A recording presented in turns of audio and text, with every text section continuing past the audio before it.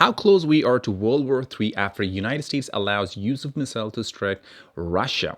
Now, US President Joe Biden has given Ukraine to go ahead to use Western-made long-range weapons to strike inside Russian territory as the war prepares to enter its third year.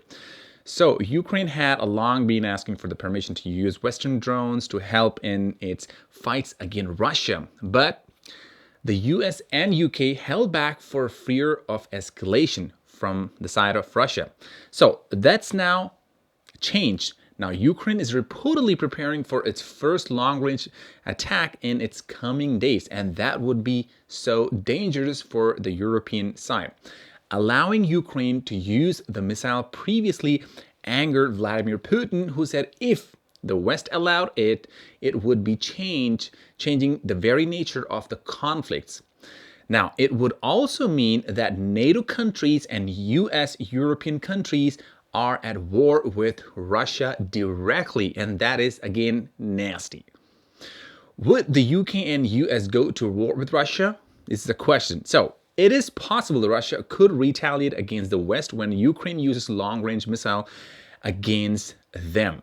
But threats don't always end up with fruitions. So, is Europe prepared for potential Russian retaliation? This is the massive question. So, though the chances of Russian retaliation directly against the West is allowing Ukraine to use long-range missile is low, it's still a possibility. The question of Europe's preparedness for such a retaliation, which has been threatened by Putin multiple times in the past, and now it's a different story. Europe is not prepared because it is still in a state of panic at though that the American underwriting of defense of Europe, which it has relied on for probably for 80 years till now, till 2024. So the question is, in February, now the Donald Trump, who was president-elect, suggested that he wouldn't respond to Russian attack on a weaker NATO member who didn't meet their defense spending budgets. So that would probably count all the Eastern European side. So under the terms of alliance, all NATO members are required to spend at least 2% of their GDP on defense. But figures released earlier this year revealed that only Eastern blocs, the countries like and UK, Greece, and US, and some Baltic nations were only one to exceed the defense requirements. So again, Eastern European side will be in a massive problem. Another question is, could Putin declare war with NATO and start the World War III? This is the question. So, American Policy Research Group and the Institution for Study War, ISW, said earlier this year that Russia appeared to preparing for a large-scale conflict with NATO directly. So, other changes within the Russian government, such as appointment of General Andrei Bulgia as a deputy defense minister, may also suggest the country is preparing for a long-term conflict directly with NATO members, that is with the European Union and America itself. If any one member of NATO is attacked by a foreign power, for instance, if UK were to be attacked by Russia, the other members would be obligated under the term of the alliance to respond militarily to that threat directly. So the truth of matter is that nobody really knows what will happen if the war really starts. So the likelihood of an all-out war between NATO and Russia for the time being simply depends on who you ask particularly. So one thing is for sure, however, it's very clear it's a very long time since the chances of Third World War seems very high compared to the World War I and World War II. This time it's more higher on World War III. How could Russia really retaliate? US officials previously told in the New York Times that Russia could respond in a variety of ways if Ukraine was given to go ahead to use Western missile to strike into Russian territory. So these range from arson and sabotage on facilities in Europe to potentially lethal attack on military bases in the United States and Europe.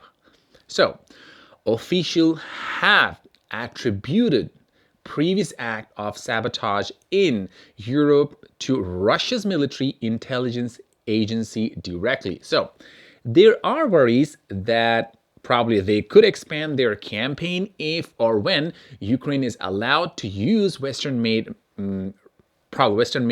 missiles in the war against Vladimir Putin's forces. So now the question remains, when will the war start, and if the Ukraine really attacks deep into Russia, how the war really gets escalated? Will Putin attack directly on NATO member? Yeah, this is the question, because he probably threatened UK probably 22 times in this year alone, 22 times that he will nuke UK directly. So that is a massive, massive attack on the UK side from Russia. So if one of the NATO member, let's say from the eastern side, let's say like Poland or Romania, someone really attacks to Russia, so literally they are direct face-to-face, head-to-head war with Russia, and that would escalate very badly for European Union and of course as far as for Russia. But anyways, all we want is only one thing from both sides. As you know, on this channel we talk about what is fair. We don't want people to die. We don't want people to really lose their lives. This is the simplest thing that all the leaders can really urge, and they can do this. But Biden's administration they literally gave a green light to Zelensky that you can go ahead and attack deep into Russia and we're gonna probably have your back. Again, this might be probably okay for Joe Biden because he's on the other part of the continent, right? He's absolutely safe, isolated from Russia. But again, who is in the problem right here, right now? European Union, right? They're the one who are in a very massive problem with Russia, because to be honest, as the report, if you really study that, Europe is not fully prepared for a third world war. Even if it's prepared, we still don't want this kind of wars, because all the world war happened only in Europe. Then why the hell they call Europe as a peaceful country, I have no freaking idea. In fact, they are living in fear, living in panic from Russia, and Russia is in fear that NATO will attack them. So literally they both are afraid of each other. So for me, what I think the better thing is probably they gotta sit, they gotta talk and just resolve this problem. But the biggest problem here is, for now, Ukraine shouldn't attack Russia because we don't want bigger war. We want this war to really get settled down, as Donald Trump, president-elect, who is urging that he will probably settle this war between Ukraine and Russia by sitting down on the table by two sides, two parties, Russia and Ukraine, and he will just resolve in no matter how situations probably will go. And probably the outcome from Trump's side will be this, that Ukraine shouldn't join NATO. This will be the highest possibility. Okay, even if it doesn't join NATO, even if it joins NATO, some part of the Ukraine should be so free of the war-free zone. So that, let's say if Russia takes half of the part, or 25-30% of the part of Ukraine, which they invaded, okay, done.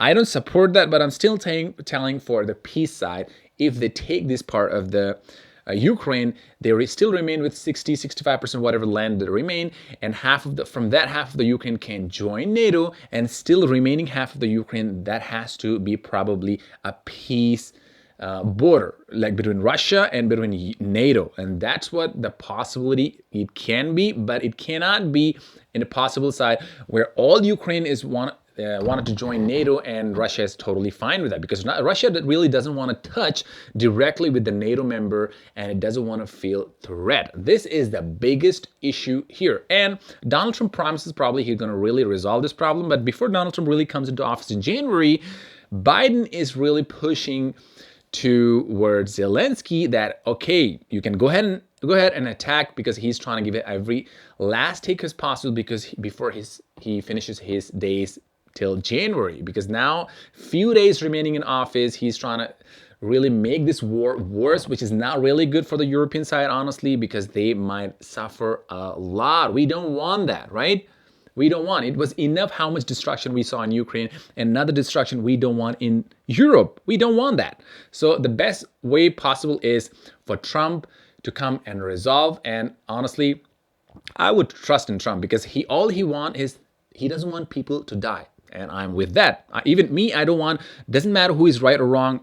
The main thing is people shouldn't lose their lives. This is the main and the most important thing, because we are just running out of people on this planet, and the civilization is just getting crashed everywhere with all humanity problems, climate change, whatever change is happening. And plus on the top of that, we don't want wars. We don't want people to die more. That's all. It's very simple. So thank you so much for watching. If you want to know more, you can subscribe to the channel and turn on the notification bell, and let me know in the comments below, what do you think where the war is heading? And if it's heading in the wrong way, just let me know in the comments below, what do you think and what do you support? And do you think this war is really useful? Do you think Ukraine attack on Russia would be really useful deep into Russia or not? Just let me know in the comment below, and we will analyze more and more and let you know more. Thank you, and probably see you in the next video.